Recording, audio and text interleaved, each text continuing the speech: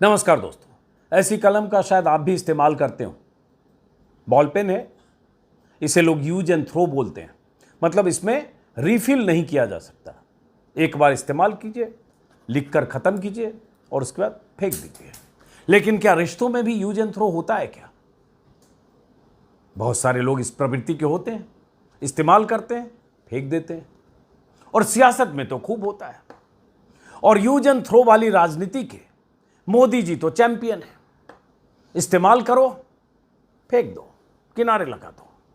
बीते 9 सालों में, 9.5 सालों में कई घटक दल, कई नेता, कई ऐसे सियासी पार्टनर प्रधानमंत्री मोदी की सत्ता के लिए अगर वो किसी काम के नहीं रहे या कहीं चुनौती बने, मोदी जी ने निकाल कर किनारे कर दिया या निकाल कर फेंक दिया। या उस रिश्ते का के लिए कहें तो Modi ji use and throw प्रवृत्ति के तहत मोदी जी ने उस रिश्ते को खत्म कर लिया। आज क्यों जिक्र कर रहा हूं? आज एक केंद्रीय मंत्री, मोदी सरकार के केंद्रीय मंत्री, जिन्होंने अपने ट्विटर बायो से अभी कुछ सेकंड पहले तक, जब मैं वीडियो रिकॉर्ड कर रहा हूं, मोदी का परिवार लिखा हुआ है, मोदी का परिवार वाला टैग लगाया हुआ है, हटाया नहीं है। लेकिन उन मंत्री जी का इस्तीफा आ गया है। करीब करीब 3.5 लाइन का इस्तीफा है। मंत्री का नाम है पशुपति कुमार पारस। केंद्रीय मंत्री हैं, खाद्य प्रसंस्करण उद्योग मंत्री हैं, फूड प्रोसेसिंग के। और मंत्री जी ने, जब मैं वीडियो रिकॉर्ड करूं कुछ देर पहले, प्रधानमंत्री को इस्तीफा सौंपा है। सौंपा क्या है? यूज एंड थ्रो के तहत उनका इस्तेमाल हो गया तो इस्तीफा देना ही था। तो मंत्री जी ने, और ये क्यों मैं बताता हूं, मंत्री जी ने प्रधानमंत्री जी को चिट्ठी लिखी है, जो अब पूर्व मंत्री हो गए, कि आपको अवगत कराना है कि कुछ अपरिहार्य कारणों से मैं मंत्री परिषद से तत्काल प्रभाव से इस्तीफा दे रहा हूं। इस दौरान मंत्री परिषद के सदस्य के नाते मुझ पर अपना विश्वास जताने के लिए आपका धन्यवाद। पशुपति कुमार पारस, 19/3/2024। मंत्री जी ने इस्तीफा दे दिया, लेकिन अभी जैसा कि मैंने कहा, ट्विटर के उसमें बायो से मोदी का परिवार नहीं हटाया, क्योंकि मोदी जी ने एक कैंपेन चलाया, मैं भी मोदी का परिवार। तो जितने मंत्री, संतरी, नेता, विधायक, सांसद, सब ने चिपकाया मोदी का परिवार, मोदी जी को खुश जो करना है। लेकिन पशुपति कुमार पारस का इस्तीफा क्यों हो गया? क्योंकि मोदी जी ने चाचा भतीजे का समय समय पर इस्तेमाल किया। चाचा पशुपति कुमार पारस, भतीजा चिराग पासवान। 2020 में रामविलास पासवान के निधन के बाद कई महीने तक बीजेपी ने चिराग पासवान का इस्तेमाल किया। कैसे, वो आगे बताते हैं। और जब चाचा भतीजे में झगड़ा शुरू हुआ और चाचा भतीजे की लड़ाई में जब लगा कि पशुपति कुमार पारस भारी पड़ रहे हैं, या 6 सांसदों वाली पार्टी के 5 सांसद पशुपति कुमार पारस की तरफ जा रहे हैं, तो बीजेपी ने, मोदी जी ने पशुपति कुमार पारस को सीने से लगाया, कैबिनेट में उन्हें शामिल किया, अपना बनाया, और उसके बाद चिराग पासवान को उनके हाल पर छोड़ दिया। और स्थिति यह आ गई कि पशुपति कुमार पारस ने रामविलास पासवान की बनाई हुई पार्टी लोक जनशक्ति पार्टी पर न सिर्फ कब्जा किया, बल्कि लोक जनशक्ति पार्टी के दफ्तर, उसके चुनावी सिंबल, सब चीज पर कब्जा किया और कह दिया कि मैं ही हूं असली अध्यक्ष, और यही पार्टी जो जिसका मैं अध्यक्ष हूं वो अब मेरी पार्टी है। और उसके बाद चिराग पासवान को पार्टी से किनारे कर दिया।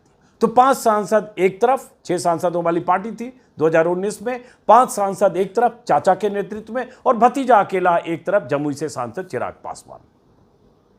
लेकिन पासा अब पलट गया है। प्रधानमंत्री मोदी जी ने चाचा से किनारा कर लिया है, भतीजे से गठबंधन हो गया है। और भतीजे को, जिस भतीजे ने, चिराग पासवान ने चाचा से अलग होने के बाद, या चाचा ने जिस ढंग से चिराग पासवान को किनारे किया, चिराग की पार्टी पर कब्जा करके या पार्टी पर कब्जा करके, तो चिराग पासवान ने तब पार्टी का नया नाम रख लिया था लोक जनशक्ति पार्टी रामविलास पासवान। और उसके बाद 2021 के बाद से लगातार बिहार में रैलियां, सभाएं या अपनी जो सियासी जमीन को मजबूत करने में चिराग पासवान लगे रहे। तो अब कल क्या हुआ? बीजेपी ने चिराग पासवान के साथ गठबंधन किया, और चिराग पासवान को गठबंधन में बिहार की 40 सीटों में से एनडीए ने 6 सीटें, एनडीए में 6 सीटें पिछली बार एलजेपी को मिली थी, पासवान की पार्टी को, इस बार 5 सीटें दे दी। और उसके बाद कहा जिसको लड़ाना है लड़ाइए, आपको फैसला करना है।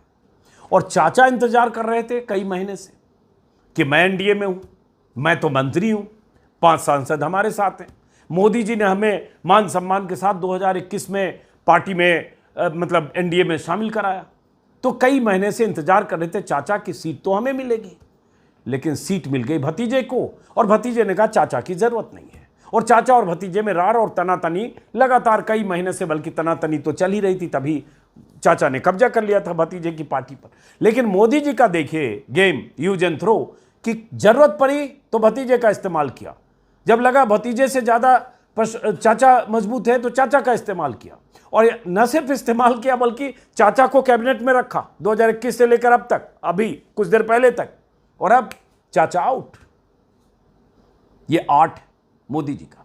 और हुआ ये था कि 2020 के विधानसभा चुनाव में, बिहार विधानसभा चुनाव में, चिराग पासवान नीतीश कुमार से बहुत नाराज थे। उस समय सीटों को लेकर, सीट ज्यादा चाहते थे बिहार में जो एनडीए गठबंधन में, और उसके बाद उस समय उनकी दावेदारी जो सीटों की ज्यादा थी बनी नहीं। बीजेपी में भी थोड़ी नाराजगी रही होगी, और कहीं न कहीं बीजेपी में खेल हुआ। उस समय चिराग पासवान कहा करते थे कि मैं मोदी का हनुमान हूं, हालांकि आज भी ये बात उन्होंने कही, और ये बात बीते 3 साल से भी कहते रहे। ये बात तब भी कहते रहे जब चिराग पासवान को जो रामविलास पासवान के नाम से आवंटित जो जनपद पर 12 नंबर जनपद का बंगला था, जो रामविलास पासवान दशकों से जिसमें रहे, उनके निधन के बाद चिराग पासवान को वो बंगला खाली करना पड़ा। न सिर्फ खाली करना पड़ा बल्कि चिराग पासवान का सामान, रामविलास पासवान का सामान बाहर कर दिया गया। तस्वीरें वो वायरल हुई कि सामान फेंक दिया गया, एक तरह से जबरन उनका घर और बंगला खाली कराया गया।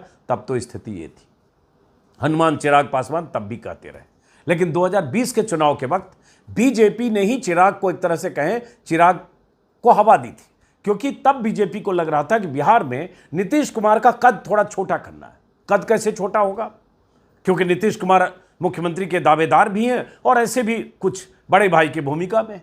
तो चिराग पासवान अमित शाह और बीजेपी नेताओं की शह पर ही, क्योंकि उस समय भी तस्वीर आई थी जब अमित शाह से मुलाकात भी होती हुई और चिराग पासवान कहते ही थे घोषित तौर पर मैं मोदी का हनुमान हूं, और उसके बाद मोदी के हनुमान बनकर वो अपने उम्मीदवारों को उन्होंने अलग से खड़ा किया, ज्यादा से ज्यादा सीटों पर खड़ा किया। और जहां खास तौर से जेडीयू के उम्मीदवार थे, उन सीटों पर चिराग पासवान ने अपने उम्मीदवार खड़े किए, और उनमें से कई ऐसे उम्मीदवार थे जिन्हें जेडीयू से टिकट नहीं मिला, उन्हें भी अपनी पार्टी में ले आए। बीजेपी से जिन्हें टिकट नहीं मिला उन्हें भी अपनी पार्टी में ले आए। और हालत यह हुई कि 2020 के चुनाव में चिराग पासवान ने कम से कम 20 से 25 ऐसी सीटें रही होगी जो नीतीश कुमार की पार्टी की सीटें, जहां खराब हुई या हार हुई, उसमें बड़ी वजह चिराग पासवान का नीतीश कुमार के उम्मीदवारों के खिलाफ अपने उम्मीदवार को उतारना था। कहीं 1000 वोट, कहीं 3000 वोट, कहीं 5000 वोट, कहीं 6000 वोट, इससे ज्यादा भी कुछ सीटों पर मिले होंगे।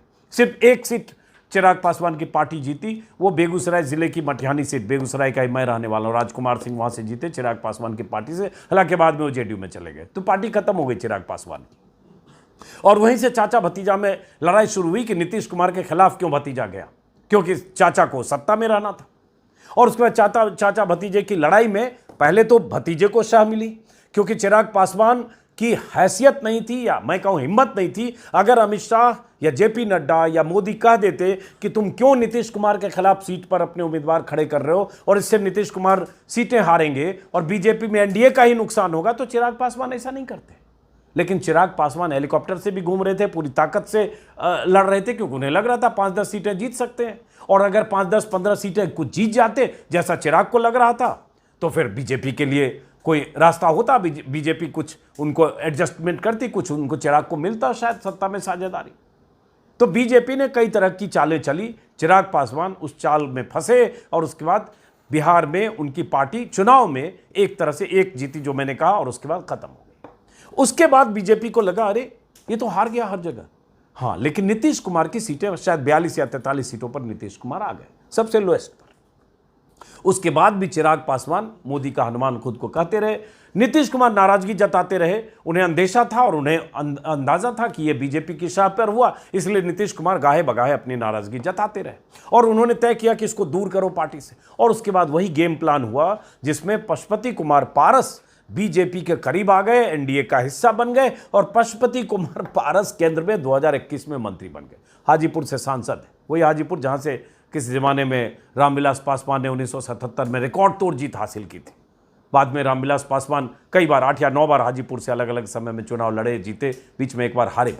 और पशुपति कुमार पारस जो चाचा हैं चिराग के, अपने चाचा, वो सांसद तो अभी हैं, मंत्री से अभी चले गए, रुखसत हो गए, लेकिन बिहार सरकार में विधायक भी रहे, कई बार मंत्री भी रहे। बिहार में कई बार विधायक रहे और मंत्री भी रहे। खैर, तो पशुपति कुमार पारस, उनके एक भाई रामचंद्र पासवान जिनका निधन हो गया, वो सांसद थे, उनकी सीट पर फिर प्रिंस जो उनका चिराग का चचेरा भाई है वो सांसद है। तो इस तरह से चाचा का इस्तेमाल जब मोदी जी को लगा तो चाचा का इस्तेमाल किया, और जब लगा, अभी सर्वे उर्वे से जो कुछ लोग करें, मैंने जानकारी जानने की कोशिश की क्यों ऐसा हुआ, तो पता चला जो सर्वे बीजेपी या एनडीए ने कराया, बीजेपी ने कराया है, उससे उन्हें लगा कि लगभग 5-5.5%, 5 से 6% मान लें, पासवान वोट है जो रामविलास पासवान की बिरादरी और जाति के तबके का है। और चिराग इस बीच बहुत मेहनत भी कर रहे थे, इसमें भी कोई शक नहीं। पार्टी भले उनकी नहीं रही या पार्टी पर कब्जा चाचा ने कर लिया, लेकिन चिराग लगातार बिहार में सक्रिय रहे, सभाएं करते रहे, रैलियां करते रहे, लोगों से मिलते रहे, युवा भी हैं, जमुई से सांसद हैं। तो चिराग मेहनत करते रहे और बीजेपी को सर्वे से पता चला कि जो वोट है पासवान का, रामविलास पासवान का, जो जातीय वोट है, बिरादरी का वोट है, और जो रामविलास पासवान को हर अच्छे बुरे वक्त में भी वो 5 से 6% वोट मिलता रहा, उसका बड़ा हिस्सा जो है चिराग पासवान के साथ है। ऐसा बीजेपी को सर्वे से पता चला। तो लगा कि भाई हम तो चाचा पर दांव लगा रहे हैं और ये तो भतीजे के पास वोट है। तो मोदी जी ने सोचा, या बीजेपी ने तय किया कि अब चाचा को किनारे करो, बहुत हो गया भाई, केंद्र में मंत्री रह लिए अब 2.5-3 साल, अब किनारे करो। और ये पता तभी चल गया था, पिछले साल से ही अंदाज़ा लगने लगा था, जब जुलाई 2023 में, मतलब आज से मान लीजिए 10 महीने पहले, जो 9 महीने पहले, 10 महीने पहले, जब भी जुलाई 2023 में जब एनडीए की बैठक हुई थी, विस्तारित बैठक, उस बैठक में पशुपति कुमार पारस भी थे, चिराग पासवान भी थे, और उस बैठक में जिस ढंग से मोदी मिले थे चिराग पासवान से और गले लगाया, और चिराग पासवान ने मोदी का पैर छू के आशीर्वाद लिया, तभी ये लग गया था कि ये खेल अब चल रहा है, अब ये दोनों के साथ खेला जा रहा है। आखिर में चुनाव जब आएगा तो बीजेपी को या मोदी जी को लगेगा किसका बेहतर इस्तेमाल हो सकता है या किसके इस्तेमाल से हमको फायदा हो सकता है, उसको लाएंगे और एक को किनारे करेंगे। तो चाचा गए। 6 सीटें पिछली बार एलजेपी लड़ी थी, 6 जीत गई थी। वो दौर था 2019 का, जब 39 में 39 सीटें एनडीए जीता, जिसमें सिर्फ एक कांग्रेस के किशनगंज की सीट जीती थी, बाकी 39, जिसमें 6 एलजेपी। इस बार 5 सीटें मिली है चिराग पासवान को, 1 सीट नवादा की नहीं मिली है। हाजीपुर, वैशाली, जमुई, समस्तीपुर, खगड़िया सीट चिराग पासवान को मिली है, और हाजीपुर वही सीट है जहां से चाचा जो है सांसद है। तो चाचा ने दुखी होकर आज इस्तीफा देकर कैमरे के सामने क्या कहा, जरा छोटा सा हिस्सा वो सुनिए। एनडीए गठबंधन के द्वारा बिहार में 40 लोकसभा सीटों के लिए इस दल को कितना सीट मिलेगा इसकी घोषणा हो गई। मैंने आज से 5-6 दिन पहले प्रेस वार्ता में मैंने कहा था कि हम तब तक इंतजार करेंगे जब तक एनडीए का विधिवत घोषणा नहीं होता। कल विधिवत घोषणा हो गया। हम लोग 5 सांसद थे, हमारी पार्टी में 5 सांसद थे। मैंने बहुत ईमानदारी, बहुत लगन से, वफादारी से मैंने एनडीए की सेवा की। आज भी मैं माननीय प्रधानमंत्री जी का शुक्रगुजार हूँ, और मैं आज भी तो देश के नेता हैं, बड़े नेता हैं, लेकिन हमारी पार्टी के साथ और व्यक्तिगत रूप से हमारे साथ नाइंसाफी हुई। इसलिए मैं भारत सरकार के कैबिनेट मंत्री से मैं त्याग पत्र देता हूँ। तारीफ तो पशुपति कुमार पारस ने आज भी मोदी जी की है, कुर्सी जाने के बाद भी। और चिराग पासवान, आज सुबह मैं देख रहा था, कुछ चैनलों को इंटरव्यू देकर कह रहे थे कि मैं तो मोदी का हनुमान हूँ। मोदी जी के साथ चुनावी तौर पर या मैं थोड़ी दूरी जरूर रही, लेकिन मेरे दिल में मोदी रहते हैं, यही तब भी कहा करते थे। तो ये जो हमारा रिश्ता है मोदी से कुछ अलग है, लेकिन उन्हें पता नहीं कि मोदी से जो रिश्ता उनको लगता है, जिस रिश्ते का एहसास है, वही रिश्ता तो तब भी था जब चाचा को मंत्री बनाकर चिराग को किनारे कर दिया। दूध से मक्खी की तरह चिराग किनारे थे, घर तक खाली हो गया। लेकिन अब मोदी जी को लगा, तो इसलिए रिश्ता अहम नहीं है, मोदी जी को लगा अभी इसकी ज़रूरत है। नीतीश को जैसे लाए, आप सबने देखा, पलटी मारकर नीतीश कुमार फिर बीजेपी के साथ गए। बीजेपी कोई भी मौका नहीं छोड़ना चाहती कि कहीं भी 2, 4, 5% वोट का भी कोई हो गुंजाइश कहीं, तो उसको जोड़ो। इसलिए चाहे वो जीतन राम मांझी हो, चाहे कुशवाहा हो, उन्हें भी 1-1 सीट दी गई है। और इसलिए चिराग पासवान इस्तेमाल के लिए एक बार फिर आ गए। अब चुनाव के बाद जो भी सीटें आए, हो सकता है अब चिराग पासवान अगर सरकार बनती है 2024 में, तो हो सकता है सरकार में मंत्री हो। चाचा इतने दिन रह लिए, क्या होता है अब चुनाव के बाद। तो इसलिए मैंने कहा ये मोदी जी का तरीका है, जब इस्तेमाल करना है, जब लगता है कि ये नुकसान कर सकता है, तो किसी भी हद तक उसको मनाने की और साथ लाने की कोशिश कर सकते हैं। हमने वो तस्वीरें भी देखी थी हिमाचल चुनाव के वक्त, जब एक बागी कृपाल समथिंग कुछ नाम था, याद नहीं आ रहा ठीक से अभी, एक बीजेपी के नेता बागी हो गए थे, तो प्रधानमंत्री मोदी खुद फ़ोन करके उन्हें समझा रहे थे। हालांकि वो बागी होकर लड़े और उसके बाद हार गए, अलग बात। वैसे ईश्वरप्पा जो कर्नाटक में मंत्री रहे हैं, जिन पे करप्शन के चार्जेस थे, लेकिन जब वो बागी हो गए, उनका टिकट कटा, बागी हो गए, तो उनको भी मोदी जी समझा रहे थे। तो मोदी जी कोई भी मौका नहीं चूकना चाहते हैं, जहां जिसका जैसे इस्तेमाल करना हो करो, और इस्तेमाल के बाद तय करो कि आपके काम का है कि नहीं। तो अभी जो घटक दल जोड़े जा रहे हैं, 2024 में अगर सरकार बन गई, अपने दम पर 272 का आंकड़ा पार हो गया, नारा तो 400 पार का है, उसके बाद किसी घटक दल की कोई औकात नहीं रह जाएगी। अभी भी नहीं है, 2019 के बाद भी कितने गए दाएं बाएं कोई फर्क नहीं पड़ता। अभी चाहे राजभर हो, चाहे दारा सिंह चौहान हो, चाहे उपेंद्र कुशवाहा हो, चाहे हम हो, मांझी जी, चाहे चिराग पासवान, इन सब की जरूरत है। इसलिए सबकी बात मनोबल खुशामद हो सकता है, लेकिन 2024 में अगर अपने दम पर नंबर आ गए, तो फिर ये सब अगले 5 साल के लिए किलसेंगे। एडजस्टमेंट को सीट, मतलब सरकार में एडजस्टमेंट भर हो सकता है, हैसियत। तो बहरहाल फिलहाल इसी सूचना के साथ कि चाचा पर आज क्या बीत रही होगी, भतीजा तो आज बम बम है। ये मोदी जी की कला है। नमस्कार।